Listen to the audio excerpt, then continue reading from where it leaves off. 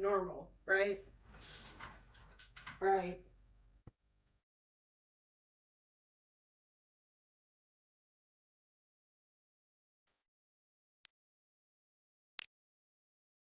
What is up, beautiful people? My name is Cierra, and this is Cierra Reads and Writes. On this channel, I love to talk about books, reading, and creating amazing Black characters that have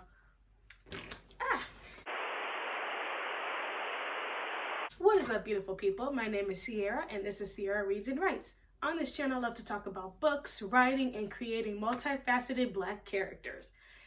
And in this video, I'm gonna need a little help. So in my last video, we just kind of hung out together for my birthday, you know, just some little cute...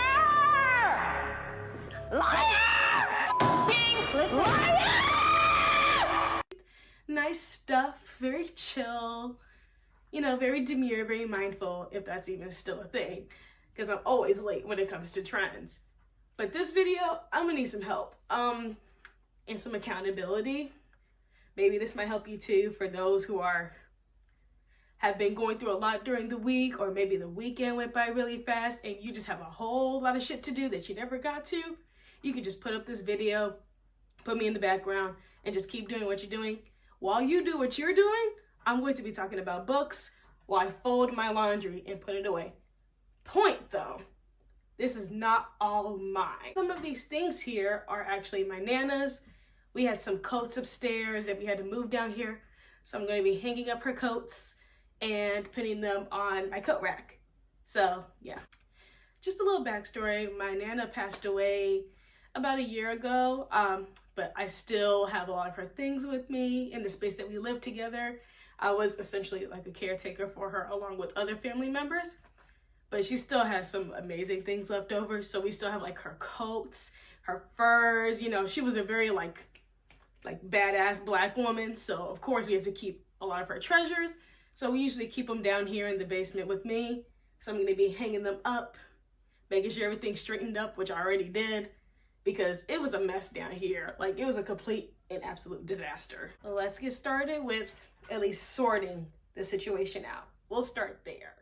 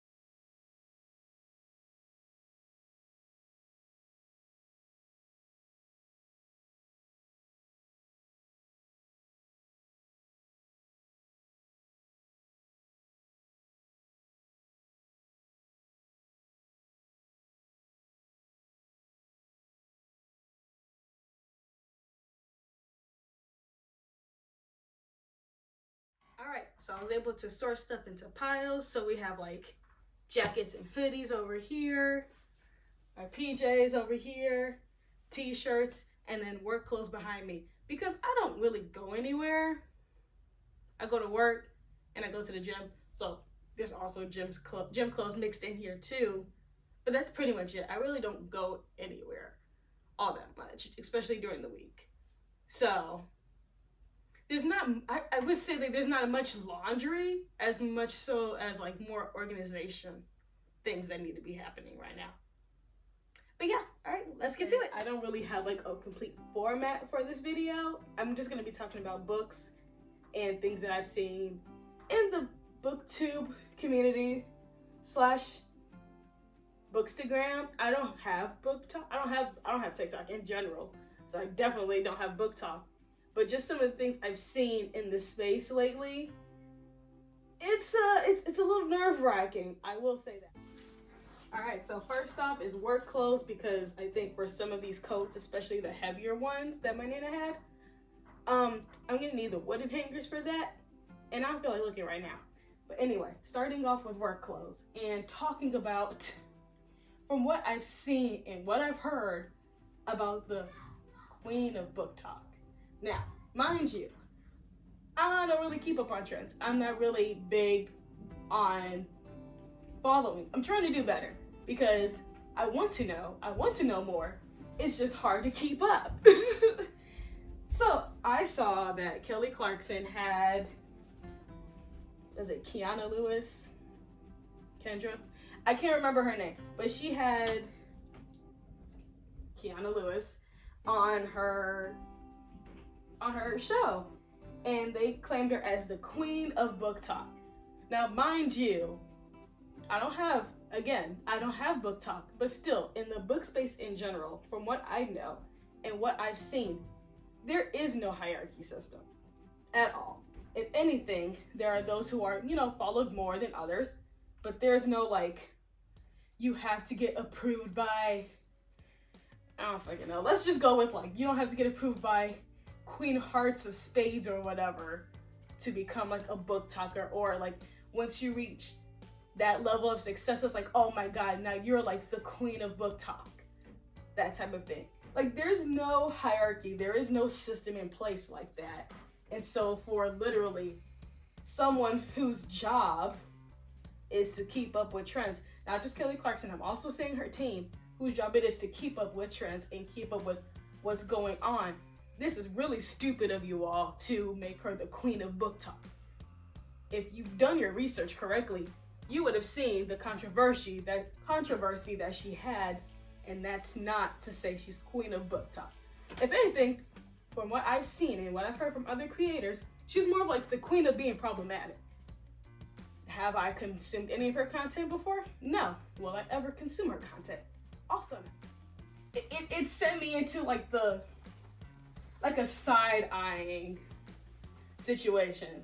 Like, you've all seen memes of every single situation where you like give somebody a side eye, but my favorite one is the little girl in the car seat.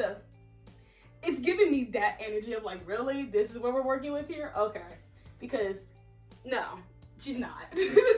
She's really not. And everyone has different tastes when it comes to different Booktokers, booktubers, who they connect with and whose content they watch. No one can say that they're the queen of anything because there's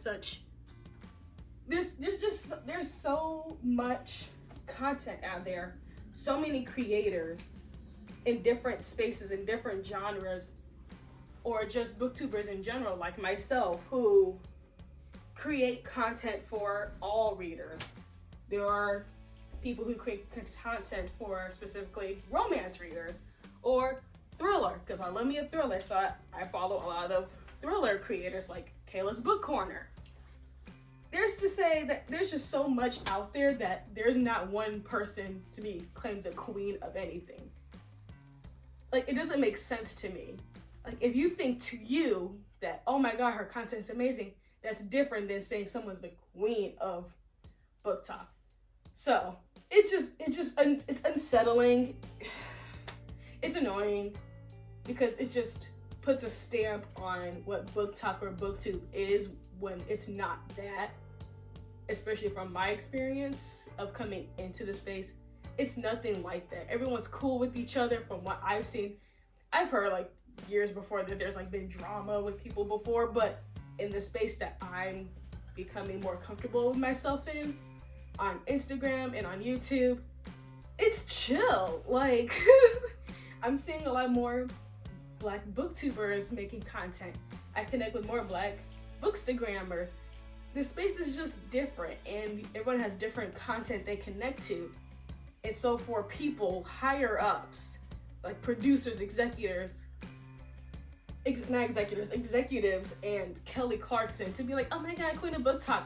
Clearly the information that you're given or the information that you saw, you misread that. And I'm starting to be concerned that we have like a comprehension issue, which is any type of content at this point. The thing is, let's just do a little bit better. And it comes from not just the space of Booktok and Bookstagram, Booktube, and just people putting different opinions out there of what the space is. It's also coming from a space of someone who is into K-pop. And when the rise of BTS came, there was a lot of people with misconstrued information on their music, or people pretending to know anything. And it's like, if you don't know it, be honest. Do the research. Ask genuine questions. But it seems like a lot of people just like to talk and not actually listen and take information in and process it. Process. I think we're forgetting that too. Process, comprehend. It's like we're missing that aspect all over again. It feels like a lot of people just need to go back to school, because like, if you don't know what the space is like, ask questions. Just ask questions. Like, please don't assume that we have like a queen of Booktok or a king of Booktok. We just have amazing creators who all want to be in a space, who love to read and talk about books, and also people who are writing or want to become writers who also read. It's not that complicated, but whatever. I'm gonna move on from that point. But now, I just want to ask a question. What is everybody reading? Because I watch quite a bit of content. I try not to consume too much, because I can definitely go down a rabbit hole a little bit. But like, what are people reading? Do you read like one genre? Do you read a few genres? Especially for booktube creators, because quite a few of the people I follow, they make content for like mostly romance. I watch some videos about people who actually read more thriller books. I kind of follow some people who read like romantasy. I can't get into romantasy. That's just me. But just like, do you read one genre? Do you read other genres? Do you like to dip your toe? Do you read Black authors? Do you read Black characters? Do you read Asian characters? Like, I'm just curious just to see what the space is like, because I don't get comments on my videos. Maybe I'm not that engaging. I'm really trying. But like, what is everybody reading? I'm just curious, like, because I read quite a bit of different things. Like, I read some romance, only by Black authors though. I need a Black main character, and the love interest doesn't have to be Black, but the main character in my romance has to be Black. She got to at least look something like me in some realm. I don't care if she's a little bit lighter, but still Black. So romance. I read a lot of thriller. I want to get more into like the gothic horror side, so I have a few books in gothic horror. I'm part of a book club on Instagram where every month, it's, everybody's chosen for a specific month, that's their birthday month. So like, someone's for January, their birthday's in January, February, March, April, May. Like, I was the person to represent October. So this month, everyone in the community, everyone in the club bought me books for my birthday. So I put a lot of more gothic horror books into my book list on Amazon.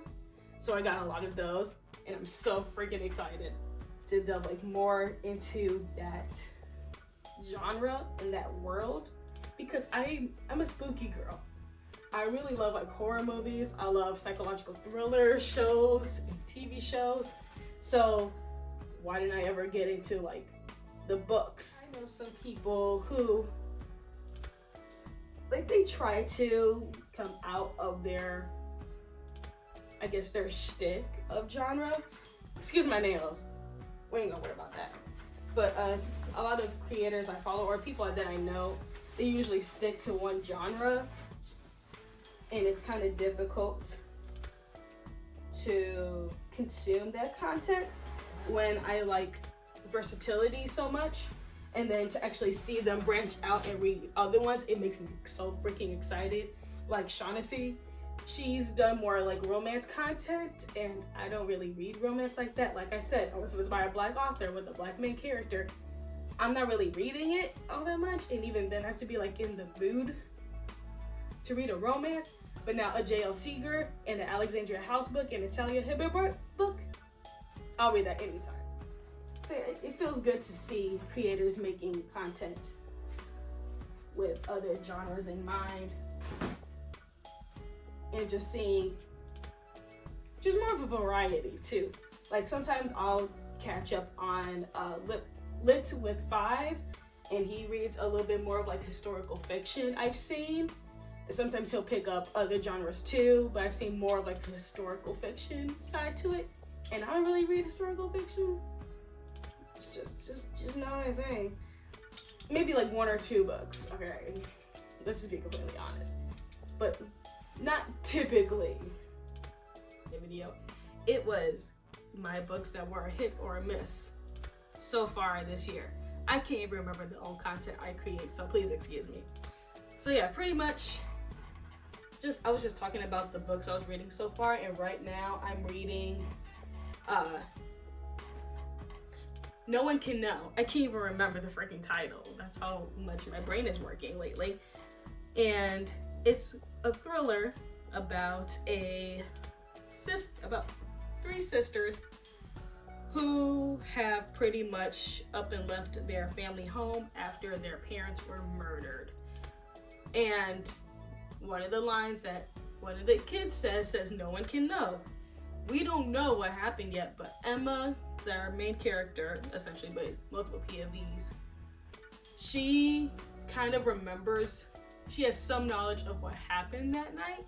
She doesn't know like the immediate, like all like the details of it, but she remembers seeing her parents' dead body and stuff around it. I'm not gonna spoil it.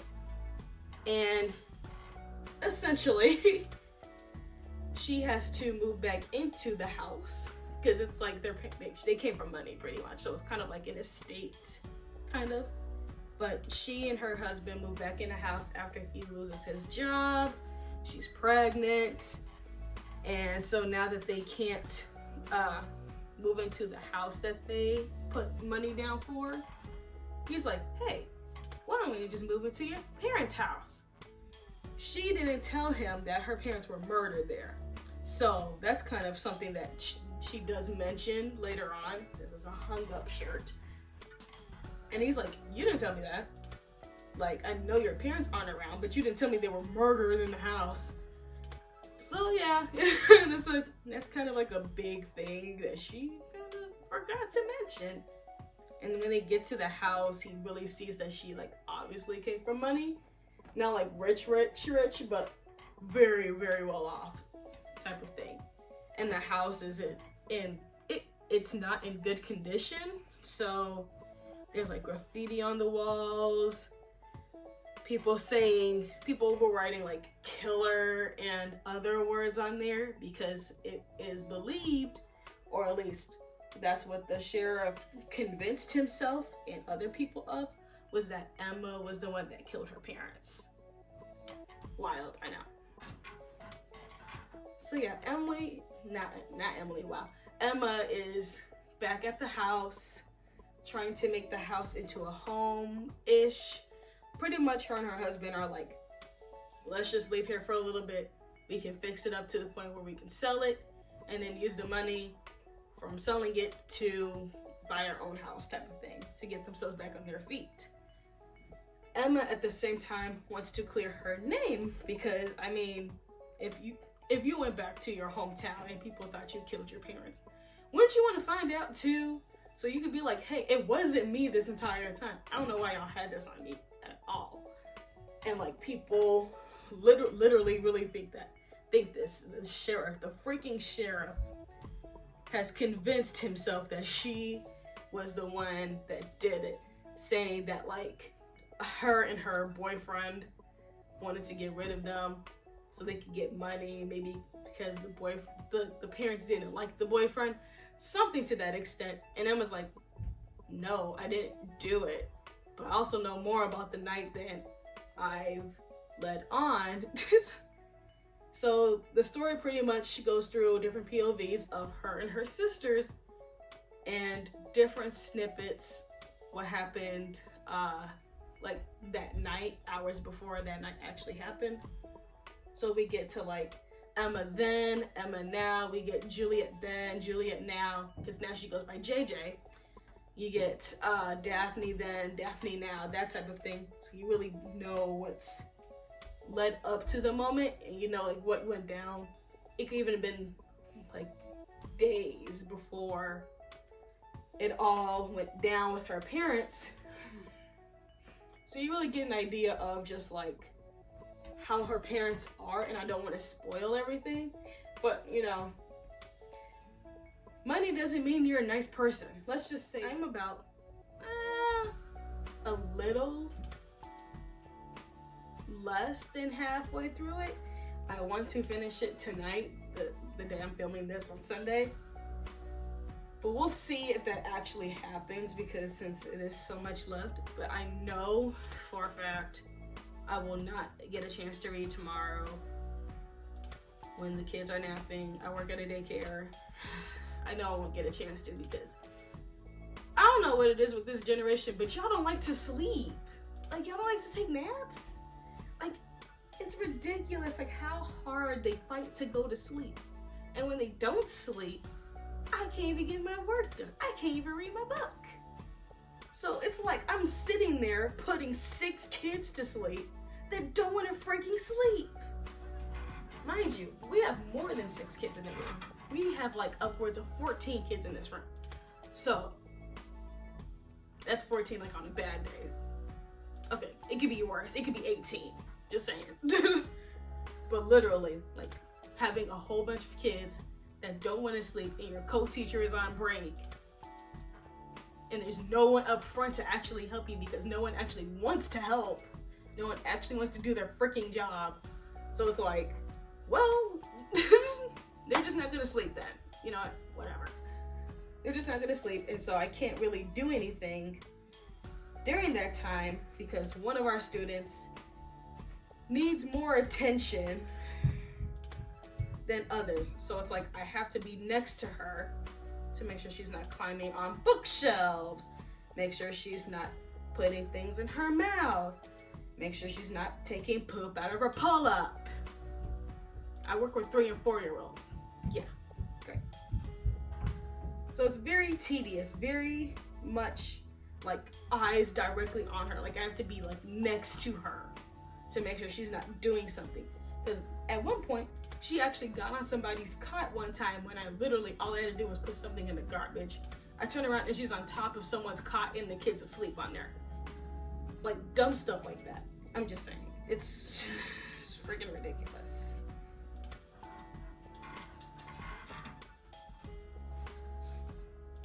I do get to read. It's more so at night when I come home, and I try to balance reading for an hour, which obviously reading for an hour I don't get super far, but I also try to balance writing for an hour, because I do write. I am actively trying to finish this book that I'm writing. I keep trying to. This is like my 3rd version I'm working on, because the last version I had, it was so freaking good. I absolutely loved it. It was going really well. It disappeared. I had it on Google Docs and it's no longer there. I've done every way to try to get it, find it, to see where it is, to try to, I don't even know where it is. Like, it's just not popping up, and I've done everything I could, but it's not there. So I started a new version, and I started it on Microsoft, because I am not in the mood with Google Docs right now to be doing all that. I'm just saying. So yeah, this one I'm working on is my second chance romance of an interracial couple, so Asian man, Black woman, where a lot of grief and a lot of turmoil had occurred between them, but they also have a history of obviously dating, and there's just a lot for them to navigate in the space of after losing this person that they had a connect, that they both had a relationship with. It's her brother, his best friend type of situation. So it's really them both navigating the space of losing him, the situation that is involved in the first place of how they lost him, and the grief, the loss, the struggle of, I guess, like resentment, like a little bit of resentment towards each other due to the situation, but also due to their past, but also still having that love for each other that is like buried underneath it all.